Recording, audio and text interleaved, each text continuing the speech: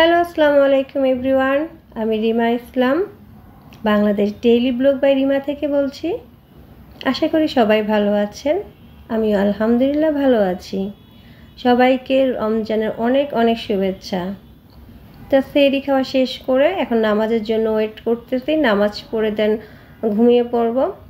তো সকালে ঘুম থেকে উঠে গেলাম। তো এখন সবগুলো রুম একটু গুছিয়ে ঘর দর ক্লিন করে উত্তরার জন্য বের হব। বাচ্চাদের আজকে কোচিং আছে, তো একটা দিনের জন্যই টঙ্গীতে থাকা হলো, পরে অবশ্য আবার আসব। তো সবগুলো রুমগুলো চেক করে নিলাম, তো এখন বের হয়ে যাব। তো আমি যখন সবসময় উত্তরায় যাই তখন যাওয়ার আগে আম্মুর সাথে আগে দেখা করে নিই, তারপরে বের হই। তো এখন আগে আম্মুর বাসা যাব। তো আম্মুর বাসা যাওয়ার পর কিছুক্ষণ কথা বললাম আম্মুর সাথে। তো আম্মু বলল যে আজকে থাকা যায় না। তো আমি বললাম যে ওদের কোচিং না থাকলে আজকে হয়তো টঙ্গীতে থাকতাম, আর যেহেতু সামনে পরীক্ষা, ঈদের পরই পরীক্ষা ওদের, সেই জন্য কোচিংটা মিস দিতে চাচ্ছি না। তারপর আবার আজকে প্যারেন্টস মিটিং, এমটি খাতা দিবে বাচ্চাদের। সব কিছু মিলিয়ে আসলে আজকে ইচ্ছা থাকলেও থাকা যাবে না। তো আমার সাথে কথাবার্তা শেষ করে এখন চলে যাব। তো ফার্স্টে ওদের যেহেতু 10টা থেকে কোচিং, তো ওদেরকে আগে কোচিংয়ে নামিয়ে দিব দুইজনকেই। আর প্যারেন্টস মিটিংয়ে হয়তো মিসের সাথে জাস্ট একটু দেখা করবো, মিটিংয়ে অ্যাটেন্ড করতে পারবো না, বাসায় চলে যাব। তো ফার্স্টে এখন মেয়েকে আগে নামিয়ে দিলাম মেয়ের স্কুলের সামনে। তো মেয়ে যাওয়া পর্যন্ত একটু ওয়েট করতেছিলাম, তারপরে বললাম যে ও একটু ভিতরে ঢুকুক, তারপরে আমরা যাই। তারপর ছেলের স্কুলে চলে আসলাম। এখানে এসে হাজব্যান্ড গাড়িতে বসে রইল, বললো যে তুমি এমটি খাতা আর মিসের সাথে একটু দেখা করে আসো। তা খাতাগুলো নিয়ে আসলাম, আর মিসকে বললাম মিস আমি তো টঙ্গী থেকে আসছি, এখন প্যারেন্টস মিটিংয়ে অ্যাটেন্ড করতে পারবো না, 1 ঘন্টার মতো দেখা যাবে এখানে বসে থাকতে হবে। তো মিসের সাথে কথা বলে আমি খাতাগুলো নিয়ে চলে আসলাম। তো এখন বাসার দিকে চলে যাব। আর আজকে হাজব্যান্ড দিয়ে গেল, এবং প্লাস ওদের যখন ছুটি হবে তো বলো নিয়ে যাবে, ছুটির পরে দুজনকে নিয়ে আসবে। তাই আমার আজকে স্কুলের কোনো ডিউটি নেই, আজকে একটু রেস্ট নেওয়া যাবে। তো বুয়া নিচেই ছিল, আমার যে ছোটা বুয়া কাজ করে সেই বিল্ডিংয়েরই সিঁড়ি ঝাড়ু দেয়, মোছার কাজ করে। তো সেই জন্য যখন তখনই তাকে পাওয়া যায়, এটা একটা সুবিধা। তো আজকে অনেকগুলো কাপড় ধোয়ালাম ওনার হাতে, 2টা বেলকুনি দেওয়ার পরে যে কাপড়গুলো রইলো সেগুলো এখন বললাম যে পিছনে বেলকুনিতে দিয়ে দেওয়ার জন্য।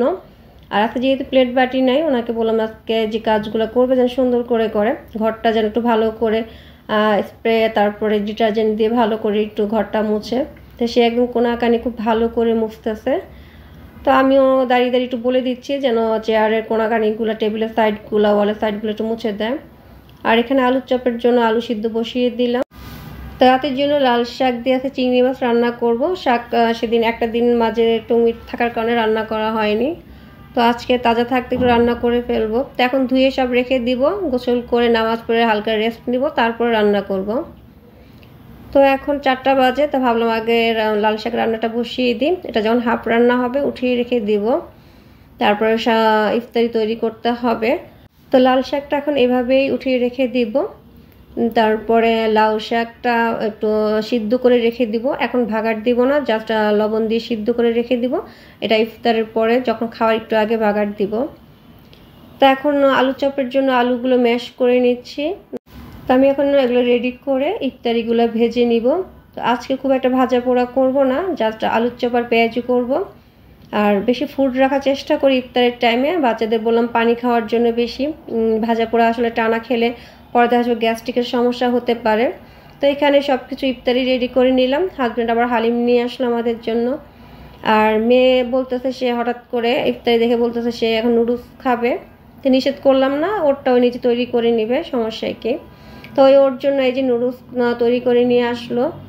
এখন আমরা আজানের জন্য ওয়েট করতেছি, একটু মাগরিব আজান দিয়ে দিল। তো এখন আমরা ইফতারটা করে নিব, হালকা কিছু মুখে দিয়ে তারপর আগে নামাজটা পড়ে নিই। নামাজ পড়ে এসে বাকি খাবারগুলো তারপরে দেখা যায় আস্তে ধীরে হয়তো টিভি দেখতে বসে খাবে, বা টেবিলে থাকে ছেলেমেয়েরা আসা যাওয়ার মধ্যে খায়।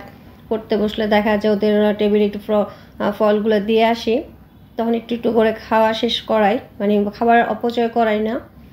তো এখন 2টা প্লেটে ভাগ করে যেগুলো ফ্রুট রইলো সেগুলো একটা প্লেটে রাখবো, ভাজা পোড়াগুলো দিয়ে মুড়ি মাখাবে আমার হাজব্যান্ড, এই যে মুড়ি মাখালো। তো এখন মুড়ি মাখা খাবো। আর একটু আমি চা বসিয়ে আসলাম চুলায় আমার জন্য, ইফতার পর তো চাটা থাকেই। আর ওদেরকে ফলগুলো দিলাম যেন এগুলো শেষ করে। তার ছেলে আবার পেয়ারাটা কাসুন্দি দিয়ে বানাবে। ওকে বললাম আগে মুড়িটা শেষ করো, তারপরে প্যাড়া বানানো খাওয়া যাবে।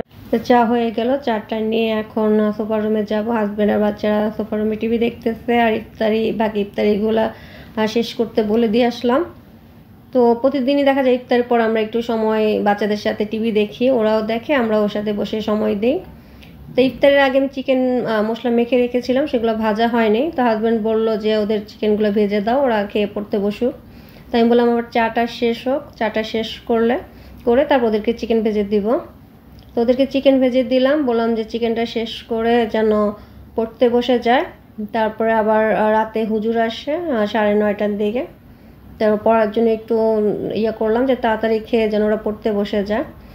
তা ওদের খাওয়া শেষ, পড়তে বসলো। তো আমি আমার কাজগুলো শেষ করে আজকে সকালে যে ছেলের পরীক্ষার এমটি খাতাগুলো দিল সেগুলো নিয়ে একটু বসলাম। তো খাতাগুলো চেক করতেছি, তো অনেকগুলোই ভুল করছে। তো সেগুলো ওকে বললাম যেন ভুলগুলো কারেকশন করে ঠিক করে সেগুলো পড়ে তারপরে লিখে যেন আমাকে দেখায়। তো ওকে পড়াগুলো দিয়ে কিছু সময়ের জন্য বেলকুনিতে আসলাম। একটু বেলকুনিতে কিছু সময় থাকবো, তারপরে এশার নামাজ পড়বো, তারাবির নামাজ পড়বো। হাজব্যান্ড একটু পর মসজিদে যাবে, অনেককেই দেখলাম তারাবির নামাজ পড়ার জন্য মসজিদে যাচ্ছে। আমাদের নিচের দোকানগুলো আজকে বন্ধ দেখলাম, কিছুদিন পর পর পুলিশ এসে দোকানগুলো উঠিয়ে দেয়, পরে আবার সেই আগের মতো দোকানগুলো নিয়ে আবার বসে। তো আজকে এই পর্যন্তই, আগামীতে নতুন কোনো ব্লগ নিয়ে আবার হাজির হব। আল্লাহ হাফেজ।